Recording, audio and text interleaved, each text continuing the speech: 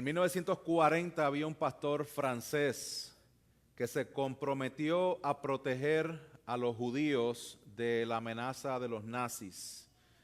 El compromiso que él tenía con ellos provenía de un amor profundo, de una compasión, de una lealtad que él tenía primeramente al Evangelio de Jesucristo. Y aunque tuvo que pagar un alto costo por lo que estaba haciendo, él permaneció firme.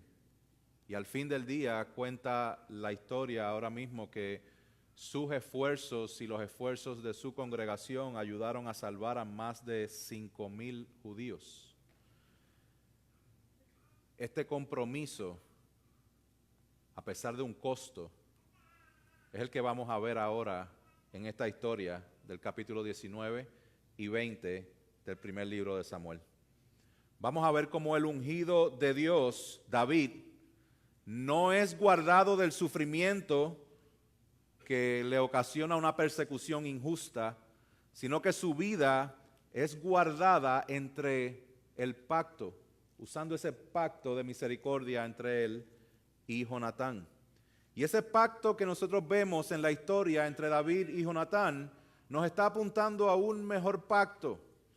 Y esa es la meta, el plan de hoy, cubriendo los capítulos 19 y 20, que podamos entender este pacto y que entendamos que tú y yo somos parte de este pacto, pero en una mayor escala.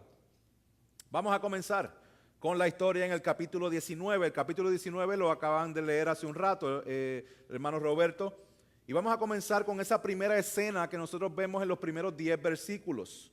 Recuerden que el capítulo 18 terminó con David creciendo, más gente lo amaba, pero más Saúl lo odiaba.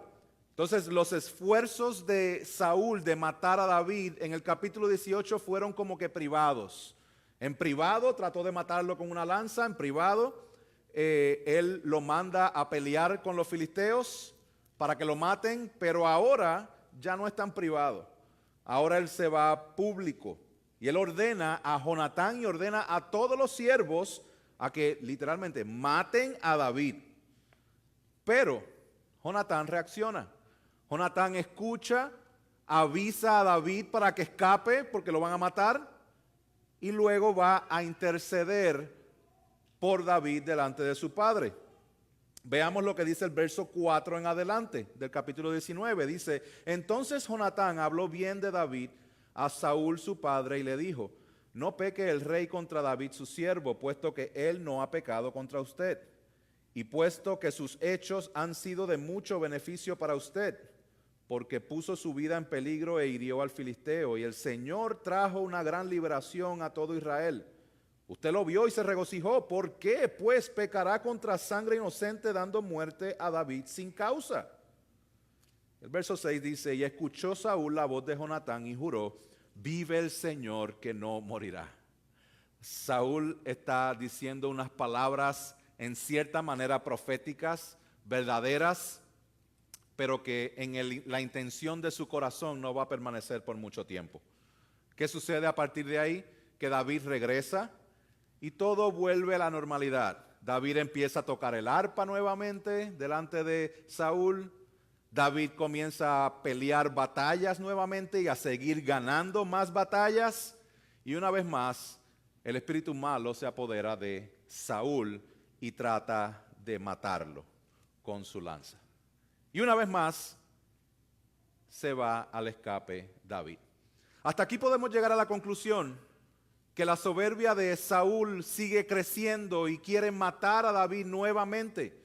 También podemos llegar a la conclusión que Saúl es bien malo usando la lanza, porque ya ha tratado como 3 o 4 veces, la tercera vez que trata de matarlo con la lanza y falla.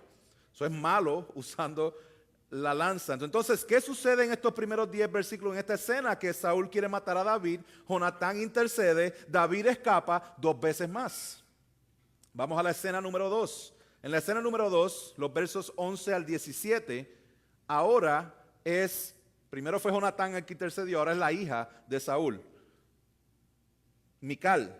Mical es la que intercede, la esposa de David. Se fue David, ¿y para dónde se fue? Pues para su casa. Cuando llega a su casa, la esposa le dice, te están buscando para matarte. Tienes que irte porque van a venir y en la mañana te van a matar.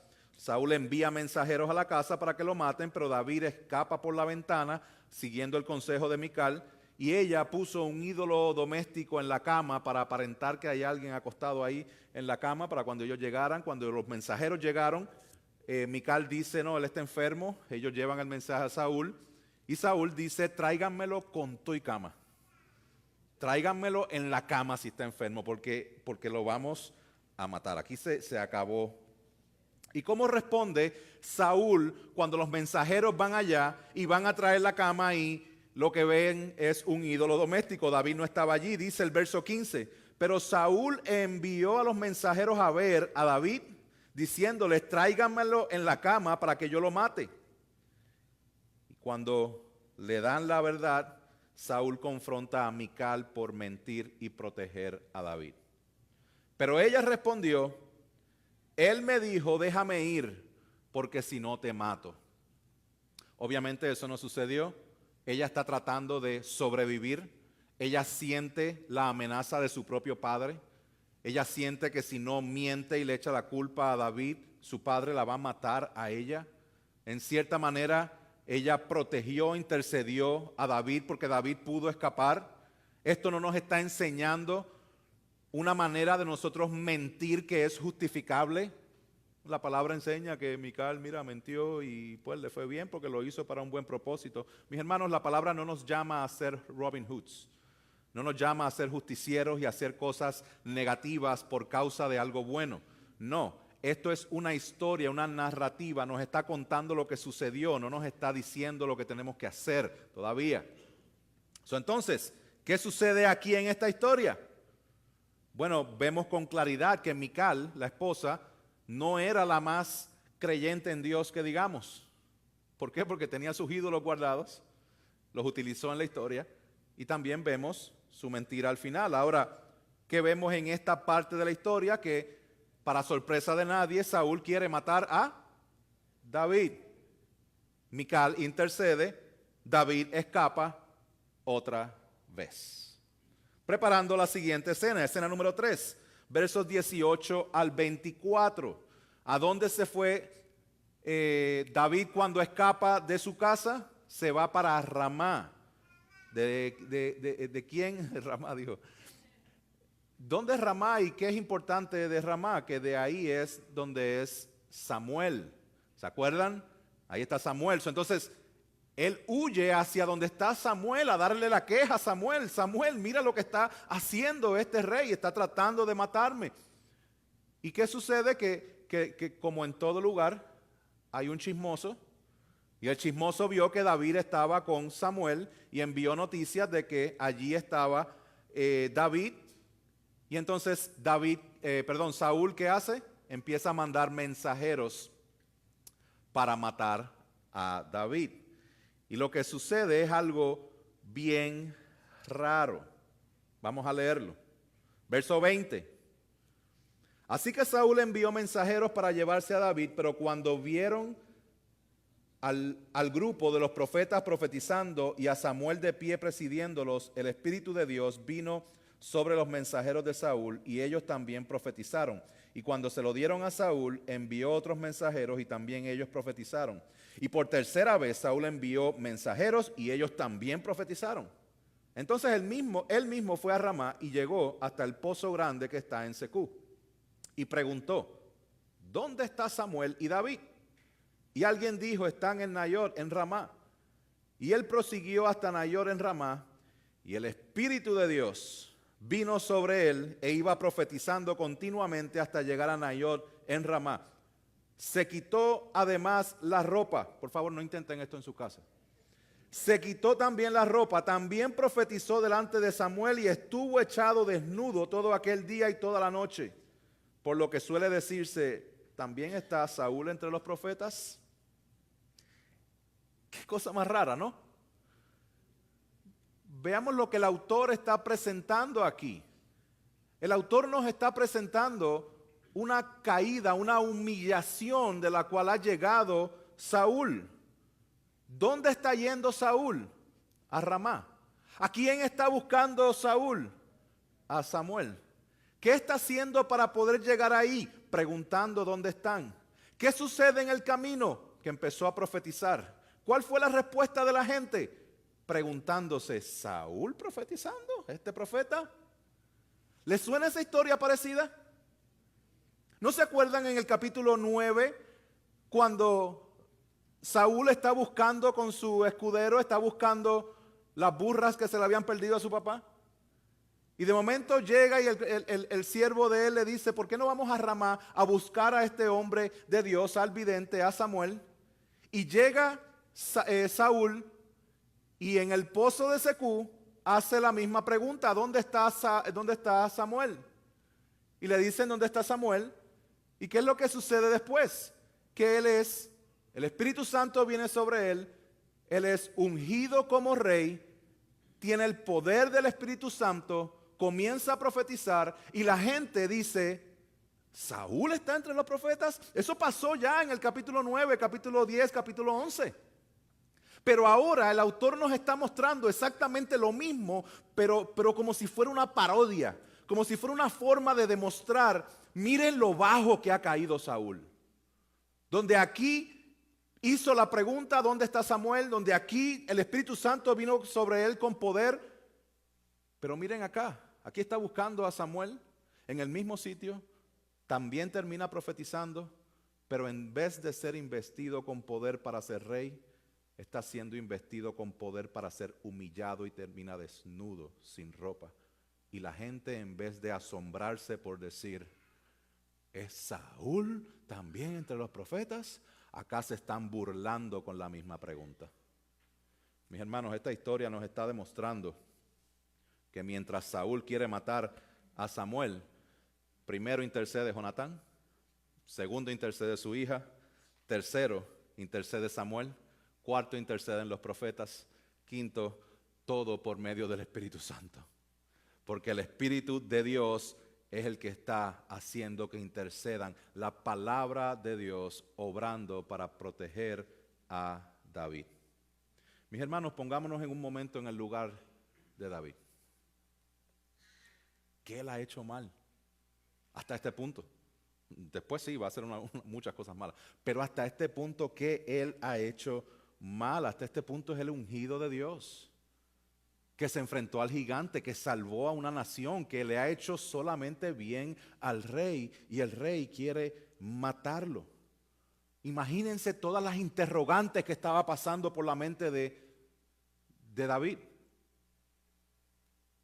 Mis hermanos, quiero pausar aquí porque entre David, Jonatán, Saúl, Samuel, muy probable que me equivoque en alguno de los nombres, que mencionando a David diga Samuel y que diciendo Saúl diga el otro nombre. So, manténgase bien atento y apunte todas las veces que me equivoque, por favor, y me deja saber. Entonces imaginen la incertidumbre, la ansiedad, las dudas, la montaña rusa de emociones que tenía que estar pasando David. Ahora, ¿se han preguntado qué realmente estaba pensando David? Bueno, este texto no nos dice qué estaba pensando David, pero hay otro texto que sí nos dice. Si nosotros vamos al Salmo 59, el Salmo 59 dice aquí al principio, dice, para el director del coro, Mictán de David, cuando Saúl envió hombres y vigilaron la casa para matarlo. Este salmo David lo escribió en esta situación particular. ¿Y qué estaba diciendo David? Bueno, él dice, líbrame de mis enemigos, Dios mío. Ponme a salvo en lo alto, lejos de los que se levantan contra mí. Líbrame de los que hacen iniquidad y sálvame de los hombres sanguinarios, porque han puesto emboscada contra mi vida. Hombres feroces me atacan, pero no es por mi transgresión ni por mi pecado, Señor, sin culpa mía. Corren y se preparan contra mí. Despierta para ayudarme y mira. Aquí hay un clamor de desesperación, David diciendo, yo no he hecho nada para que me estén persiguiendo y me quieren matar. Dios, haz algo. Estamos viendo cómo David clama al Señor, busca refugio en el Señor. Y más adelante, miren lo que hace David en el verso 9 del Salmo 59. Él dice, a causa de su fuerza, esperaré en ti. Porque Dios es mi baluarte. Escucha bien esto. Mi Dios en su misericordia vendrá a mi encuentro. Dios me permitirá verme victorioso sobre mis enemigos. Verso 16. Porque yo cantaré de tu poder. Sí, gozoso cantaré por la mañana tu misericordia. Porque tú has sido mi baluarte y refugio en el día de mi angustia. Oh fortaleza mía, cantaré alabanzas porque mi baluarte es Dios, el Dios que muestra por tercera vez en este salmo misericordia. Aquí está clamando David. ¿Cómo es que David puede permanecer con una mente clara en este momento donde lo están persiguiendo injustamente? Clamando a la misericordia de Dios. David clama y se refugia en Dios en tiempos de incertidumbre. David confía en la misericordia de Dios y espera en la misericordia de Dios. Y no solamente eso, canta de las misericordias de Dios. Qué bendición ver el ejemplo de David a través del cántico, como él canta de las misericordias de Dios.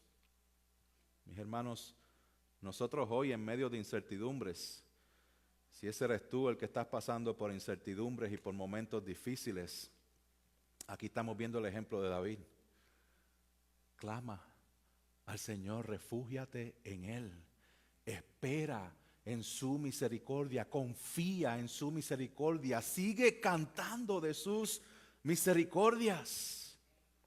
Déjame aclarar algo aquí porque esta palabra misericordia es mucho más profundo de lo que estamos imaginando y usualmente imaginamos la palabra misericordia como cuando no nos dan lo que merecemos.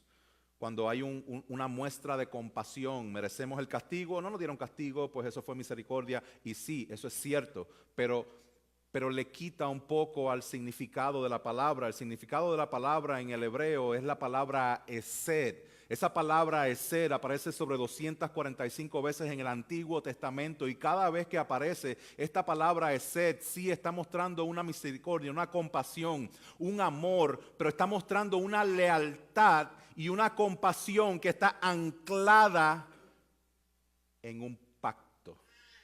La definición de la palabra significa el amor leal y el compromiso y la compasión que está fundamentada y que está firme y que es seguro y que está fundamentado en un pacto que nadie puede mover.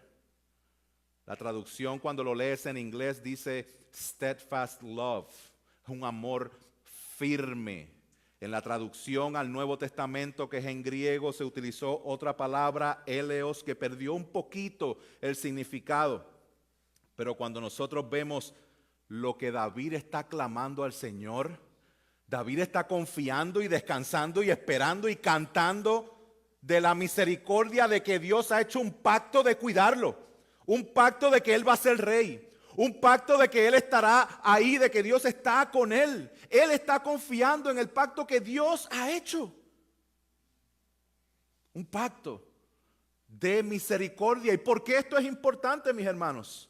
Porque esta misericordia, hesed, esa palabra hesed, misericordia, es la palabra en la cual está fundamentada el pacto que van a ver ahora entre Jonatán y David en el capítulo 20.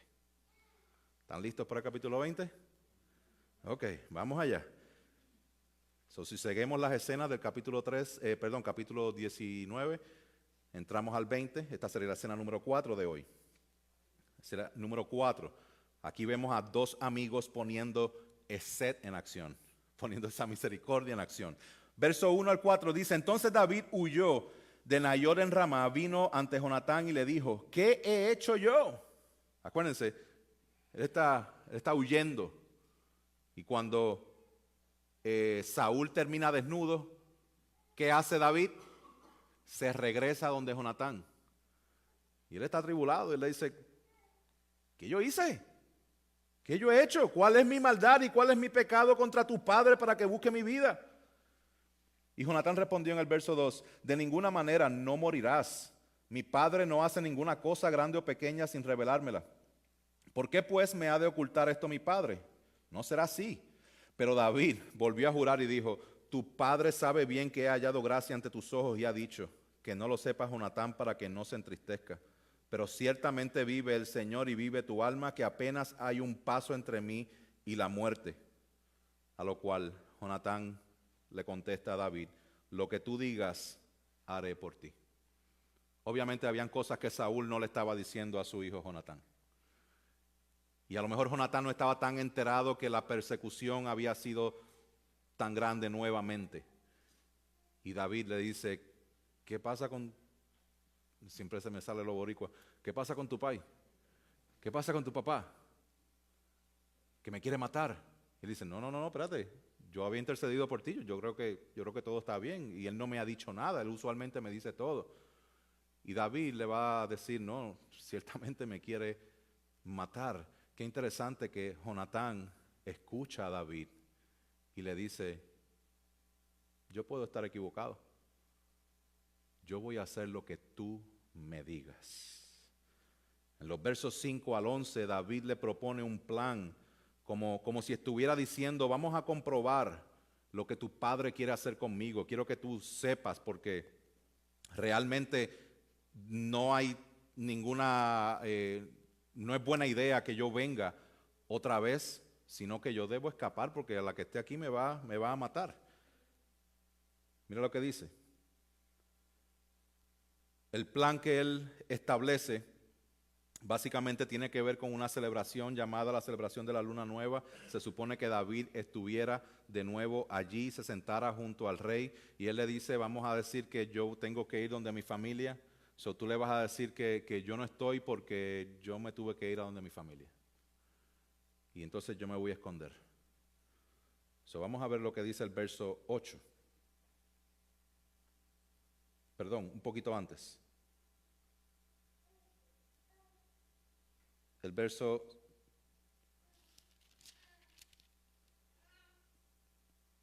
6.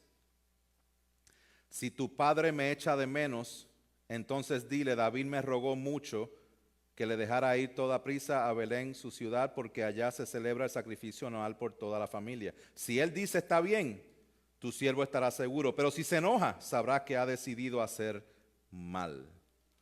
Entonces, una vez más, vemos cómo David va a apelar al pacto. Miren el verso 8. Verso 8 él dice, trata entonces con misericordia a tu siervo, ya que has hecho entrar a tu siervo en un pacto del Señor contigo, pero si hay maldad en mí, mátame tú, pues ¿por qué llevarme a tu padre?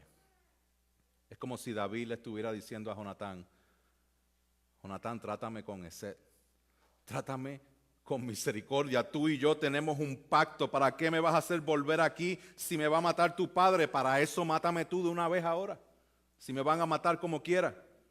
Recuerda, Jonatán, que la misericordia es la cláusula de nuestro pacto. A lo cual Jonatán le responde en el verso 9, nunca te suceda tal cosa, porque si yo me entero que mi padre ha decidido que el mal caiga sobre ti, ¿no te lo avisaría yo? Jonatán le está diciendo, David, tú y yo hicimos un pacto. Yo me despojé de mis vestiduras, de mi herencia al trono, reconociendo que eres tú el próximo rey. Tú eres el verdadero rey. Hay un pacto aquí. Nosotros tenemos un pacto. Y aquí es cuando Jonatán le contesta y empieza a hablar de vuelta a David. Y le dice, vamos a hablar con calma. Vámonos al campo. En el verso 12 dice, entonces Jonatán dijo a David, el Señor Dios de Israel sea testigo. Cuando yo haya hablado con mi padre como a esta hora mañana o al tercer día, si hay buen ánimo para con David, ¿no habré de enviar a ti para hacértelo saber?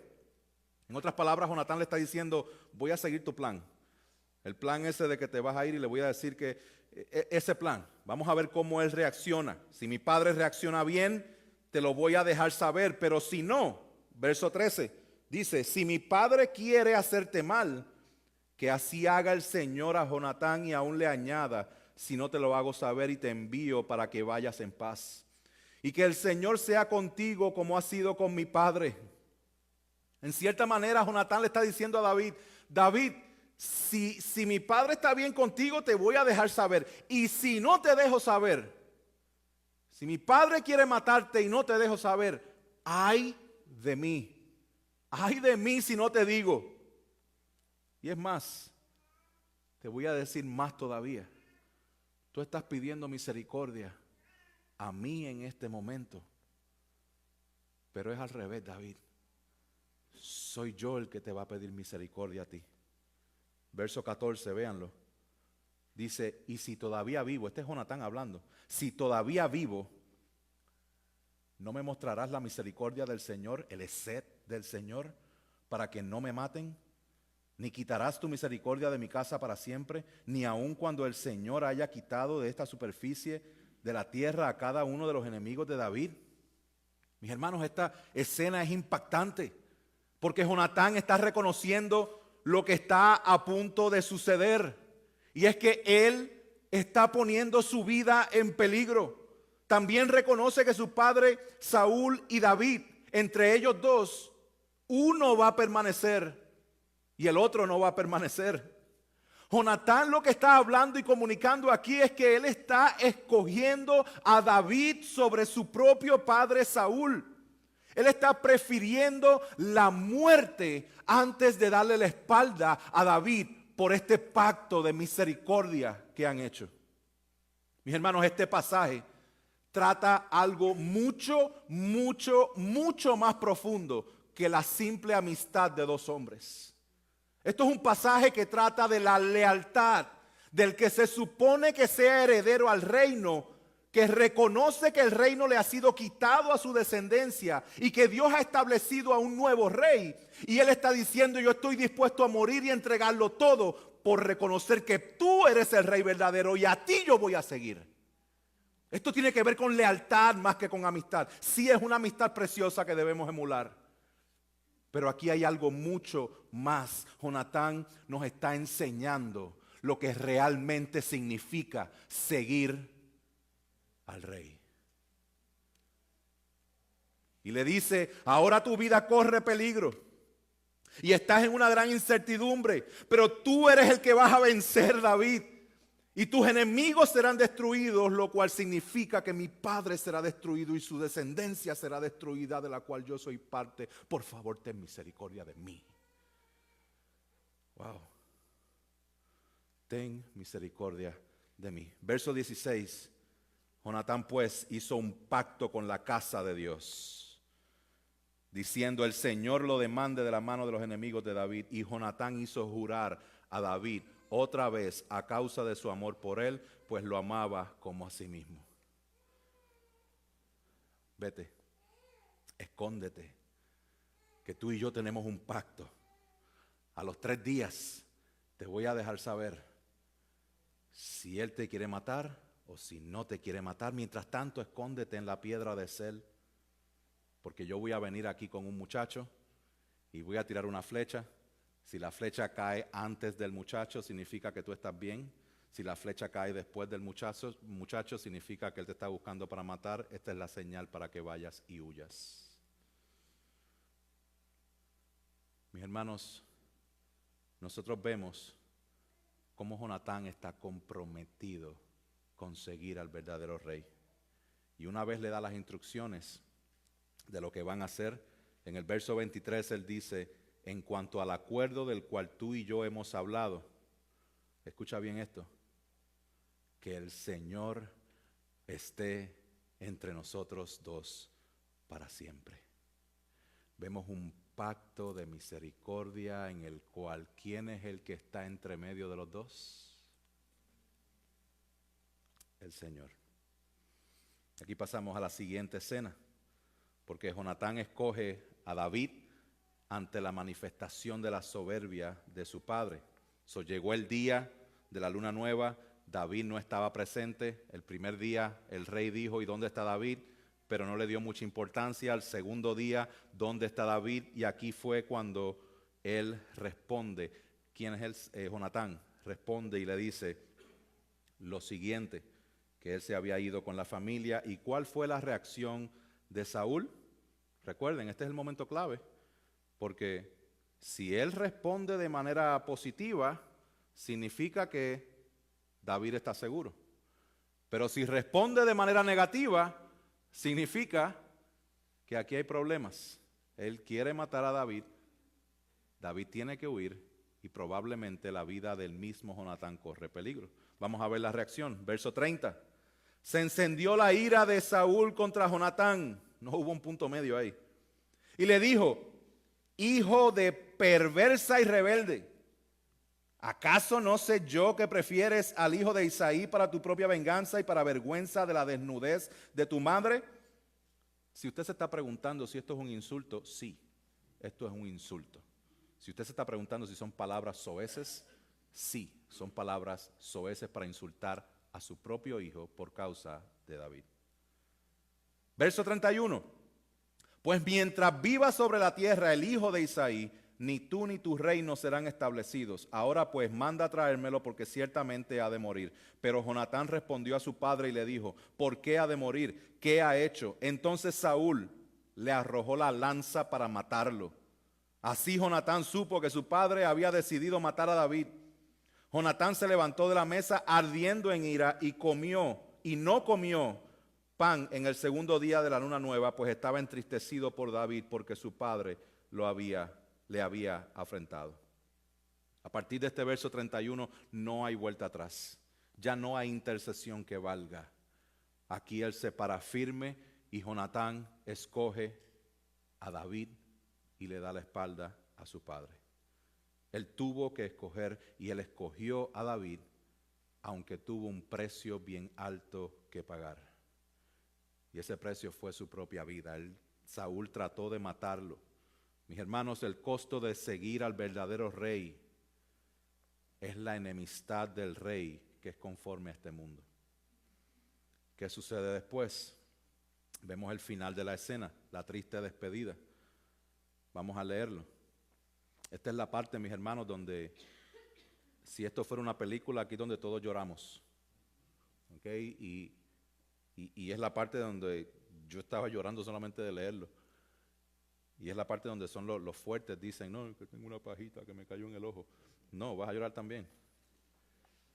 Dice el verso 41. Cuando el muchacho se fue, ya hicieron el ritual de la flecha, ya se sabe lo que hay. El muchacho se va. David se levantó del lado del sur y, cayendo rostro en tierra, se postró 3 veces. No una, no 2, 3 veces. Y se besaron el uno al otro y lloraron juntos, pero David lloró más. Y Jonatán dijo a David: vete en paz, ya que nos hemos jurado el uno al otro en el nombre del Señor, diciendo: el Señor esté entre tú y yo, y entre mi descendencia y tu descendencia para siempre. David se levantó y se fue, y Jonatán entró en la ciudad. Ya las cosas no serían jamás y nunca como antes. Sus vidas están ancladas en un pacto de misericordia en el cual el Señor mismo es el que está en el centro de ese pacto. La vida de Jonatán y de David ha sido entrelazada por la obra y la misericordia de Dios mismo. Mis hermanos, su profundo amor el uno por el otro, su amistad genuina, su compromiso inquebrantable, la compasión sin límites que se tenían el uno al otro y la firmeza de su lealtad son un retrato del pacto de misericordia de Dios para con su pueblo. Veamos lo siguiente. Luego de esta escena, mis hermanos, la persecución es completamente abierta y David va a pasar varios años en extrema dificultad y persecución, pero eventualmente Saúl cae derrotado y es levantado David como rey de Israel. El capítulo 7 del segundo libro de Samuel, Dios es el que hace un pacto, Esed, con David. Y aquí vemos en el verso 15 del capítulo 7 donde él dice: mi misericordia no se apartará de él, mi esed, mi amor leal, mi amor incondicional, ese pacto no se apartará de él, como lo aparté de Saúl, a quien quité delante de ti. Tu casa y tu reino permanecerán para siempre delante de mí, tu trono será establecido para siempre. Mis hermanos, este esed, esta misericordia es el establecimiento del reino eterno que sale de la descendencia de David y está anclado en un amor profundo y firme que Dios ha establecido para él llevar a cabo su obra para su gloria. Vemos que este pacto de Jonatán y David es un pacto de misericordia que Dios ha derramado sobre el mismo David. Y esa misma misericordia es la que David va a cumplir su promesa con la casa de Jonatán. Y en el capítulo 9 del segundo libro de Samuel, David preguntó: ¿ha quedado alguien de la casa de Saúl a quien yo pueda mostrarle esed, misericordia, por amor a Jonatán? ¿Saben quién es ese personaje? El personaje Mefiboset, que era un hijo lisiado de Jonatán. Mis hermanos, Dios le había dado esed, misericordia a David, dándole un corazón conforme al suyo. También le había dado esed a Jonatán para que pudiera ver que el verdadero rey era David y no su padre ni él. Mis hermanos, la misericordia, el esed que Jonatán tuvo con David, cuando David fue desesperado a donde él, esa es la misericordia que después David muestra para con su hijo por medio de Mefiboset. Y toda esta misericordia, todo este esed, todo este pacto, todo este compromiso, todo este amor leal viene directamente de Dios, porque esta historia nos está mostrando un retrato de la misericordia y el esed que Dios otorga a su pueblo por medio de pactos. Desde el principio, Dios ha querido acercarse a su pueblo por medio de pactos. Lo hizo en el pacto de Adán en Génesis al principio, lo hizo en el pacto con Noé en Génesis 9, lo hizo en el pacto con Abraham en Génesis 12, 15 y 17, lo hizo en el pacto con Moisés en Éxodo 19 al 24, lo hizo en el pacto con David en el capítulo 7, y todo esto apuntando a un nuevo y mejor pacto del cual profetizó el profeta Jeremías, del cual se leyó hace un rato. El profeta Jeremías dijo lo siguiente: vienen días, declara el Señor, en que haré con la casa de Israel y con la casa de Judá un nuevo pacto. Verso 33, porque este es el pacto que haré con la casa de Israel después de aquellos días, declara el Señor, pondré mi ley dentro de ellos y sobre sus corazones la escribiré. Entonces yo seré su Dios y ellos serán mi pueblo. Verso 34 dice: me conocerán desde el más pequeño de ellos hasta el más grande, declara el Señor, pues perdonaré su maldad y no recordaré más su pecado. Esta profecía de Jeremías es certificada por el autor de los Hebreos, diciendo, estaba hablando de Jesús. El autor de los Hebreos dice: pero ahora Jesús, capítulo 8, verso 6, pero ahora Jesús ha obtenido un ministerio tanto mejor, por cuanto Él es también el mediador de un mejor pacto establecido sobre mejores promesas. Y el autor de los Hebreos se apresta ahí a citar a Jeremías 31. El nuevo pacto de Dios en Cristo Jesús es un pacto de misericordia, y cada vez que se refiere al pacto de misericordia o que se utiliza la palabra misericordia en el Nuevo Testamento con referencia a Dios y la obra de Jesucristo, siempre se está utilizando el sentido del significado de la palabra esed.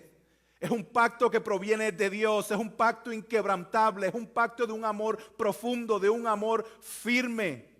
Mis hermanos, la obra de Dios por medio de su Hijo para salvarnos Es una obra fundamentada en el pacto de amor de Dios por los suyos. Dios nos ha otorgado sed por medio de su Hijo. Nos ha dado de esa misericordia por medio de Jesús. Efesios capítulo 2, versos 4 y 5 dice, pero Dios que es rico en misericordia, por causa del gran amor que nos amó, aun cuando estábamos muertos en nuestros delitos y pecados, nos dio vida juntamente con Cristo. Por gracia han sido ustedes salvados. Por eso es que la invitación está abierta a todos nosotros el día de hoy. Como dice el autor de los Hebreos, acerquémonos con confianza al trono de la gracia para que recibamos misericordia y hallemos gracia para la ayuda oportuna. Mis hermanos, aquí hay un costo que hay que seguir, que vemos el ejemplo de Jonatán. Pero déjame sugerir que es un costo aparente. Es un costo aparente. La muestra de lealtad de Jonatán conlleva un costo, pero ese costo es mucho menos que el valor del costo de lo que recibe. Jonatán le dio la espalda a su padre porque Dios lo había desechado. Y él sabía que el costo de él era renunciar a ser rey. Pero pregúntate, ¿creen que realmente Jonatán estaba renunciando a ser rey? Cuando realmente él sabía que ya Dios había desechado a su padre y ya había levantado a otro rey. Sí hubo un costo. Seguir a Cristo conlleva un costo. Pero Jonatán entendió que él iba a estar muchísimo mejor tratando de ser rey por él mismo que siguiendo al verdadero rey. Él sabía que lo mejor que él podía hacer era seguir al ungido de Dios. Si tú no estás en Cristo, se supone que tú tengas una relación íntima con Dios. Pero ¿sabes qué? Que entró el pecado y todos fuimos destituidos de la gloria de Dios. Ya no hay forma que puedas llegar a Dios. De la misma forma en que Jonatán no había forma que podía ser rey, de la misma forma tú no puedes llegar a Dios por ti mismo. Deja de seguir tratando de ser rey porque eres heredero como Jonatán. Y reconoce al verdadero ungido de Dios, a Jesucristo. Rinde todo lo que tienes a Él, porque el costo de todo lo que tienes no es nada al valor de lo que Cristo quiere darte. La salvación de tu alma, el perdón de tus pecados. Hay un costo, pero ese costo no es nada comparable a lo que Dios quiere darte. Ven a Él hoy en arrepentimiento y fe. No esperes más. No esperes más. No trates más por tus cuentas. Ríndete a Él. Solamente en Él hay salvación. Él es el camino. Él es la verdad. Él es la vida. Iglesia, ¿cómo aplicamos este sed de David? ¿O cómo aplicamos esta misericordia de David? En medio de la injusta persecución que hizo David, él clamó, se refugió, confió, esperó y cantó de las misericordias del Señor. Este pasaje nos muestra, según el ejemplo de David, que la vida nos gira alrededor nuestro y nosotros tenemos que enfrentar las situaciones difíciles de nuestra vida entendiendo que la vida nos gira alrededor nuestro, gira alrededor del Creador del universo. Cuando enfrentamos los problemas girando alrededor de nosotros, nosotros en el centro del universo, los problemas y el sufrimiento van a representar caos en tu vida. Pero cuando enfrentamos los problemas y el sufrimiento con Cristo en el centro, sabremos que cada sufrimiento y que cada dolor y que cada problema viene con un propósito de Dios formar el carácter de su Hijo en nosotros. No mires los problemas estando tú en el centro. Recuerda que el esed, la misericordia que nos muestra David, comienza y termina con Dios. Examínate y te pregunto, ¿tu compromiso con Dios resistiría la prueba de cuando te cueste entregar algo? ¿O tu compromiso con Dios solamente existe cuando es conveniente para ti? ¿Cuál es el resultado del nuevo pacto en nuestras vidas? ¿Te estás ocupando de tu salvación con temor y temblor, como dice Pablo a los filipenses? Mis hermanos, la misericordia de Dios es un compromiso, es un pacto de reconocer lo que Él ha hecho. Medita en esta preciosa verdad. Tito capítulo 3, versos 5 y 6. Él nos salvó no por las obras de justicia que nosotros hubiéramos hecho, sino conforme a su misericordia, su esed, por medio del lavamiento de la regeneración y la renovación del Espíritu Santo que Él derramó sobre nosotros abundantemente por medio de Jesucristo, nuestro Salvador. Que podamos crecer en nuestra relación con el Señor. ¿Cómo aplico este esed? Pero específicamente el que vemos de Jonatán. Bueno, ¿qué hizo Jonatán? Jonatán eligió a David por encima de su padre. Él se entregó por completo a David y lo amó como a sí mismo. Mis hermanos, como lo dice el pastor Tim Chester, más que un gran ejemplo de amistad, la historia de David y Jonatán es un gran ejemplo de discipulado. Jonatán renuncia a todo para seguir al verdadero rey. Eso es un ejemplo de discipulado, eso es lo que Juan el Bautista hizo.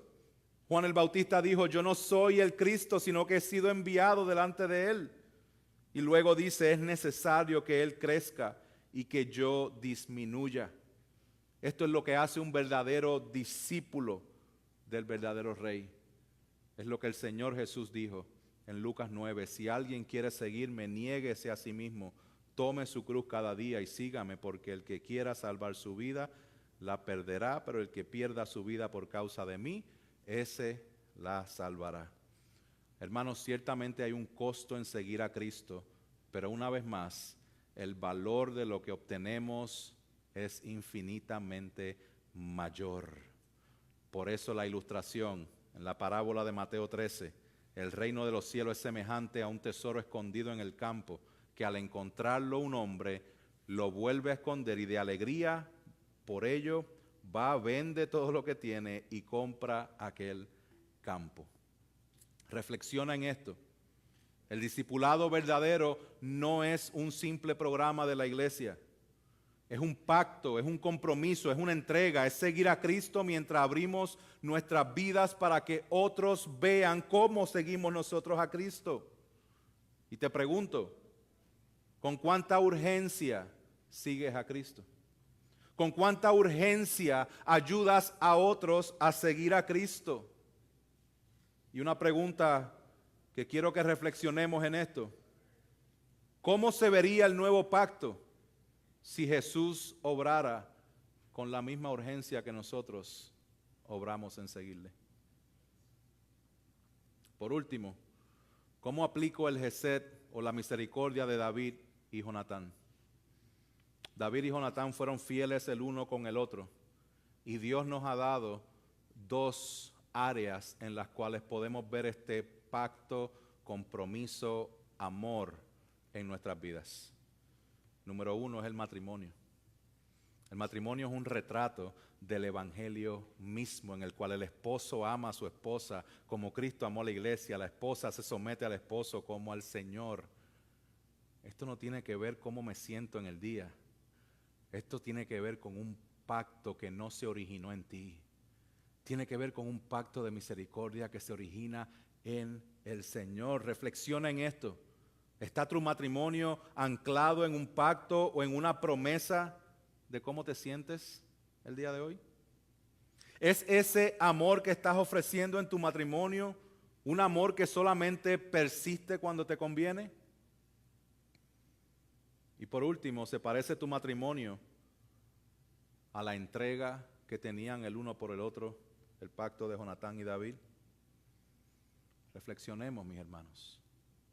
Último ejemplo, Dios nos ha dado algo más para que nosotros podamos poner en práctica lo que es este pacto de misericordia, y es la membresía de la iglesia. Mostrar misericordia unos con otros no es solamente un mandato, sino que es el resultado de lo que Cristo ha hecho en nosotros. Mis hermanos, ser miembro de una iglesia no es algo opcional, es un mandato de las Escrituras, que nosotros nos comprometamos primeramente con Dios y luego los unos con los otros. ¿A qué? A seguir a Cristo, a ser más como Cristo. Y debemos hacernos la pregunta, y esta pregunta va dirigida directamente a los miembros de la iglesia. ¿Es tu membresía en esta iglesia un solo papel o un pacto que pones en práctica con tu vida? ¿Estás viviendo tu membresía como un pacto o solamente como una búsqueda de beneficios? Mis hermanos, tenemos este retrato precioso de esta historia, en la cual la misericordia de Dios es reflejada en el amor profundo de dos personas. Una que entregó todo por seguir al verdadero Rey. Que nosotros hagamos lo mismo cada día. Oremos. Padre Celestial, te doy gracias. Gracias por tu palabra, gracias por esta historia, Señor, en la cual podemos ver tu misericordia en acción. Este plan maravilloso, Señor, de tu amarnos sin condiciones, Señor, por la obra de Cristo. Ayúdanos a entender esta verdad cada día más. Que podamos, Señor, crecer en el entendimiento de tu palabra, en el compromiso contigo, en el compromiso unos con otros. Señor, aquellos que no están en ti, que puedan entender la bendición, el valor infinito que hay en darle la espalda a su pecado y rendirse a ti como Rey, como Salvador. A ti damos la gloria y la honra en el nombre poderoso de Jesús. Amén.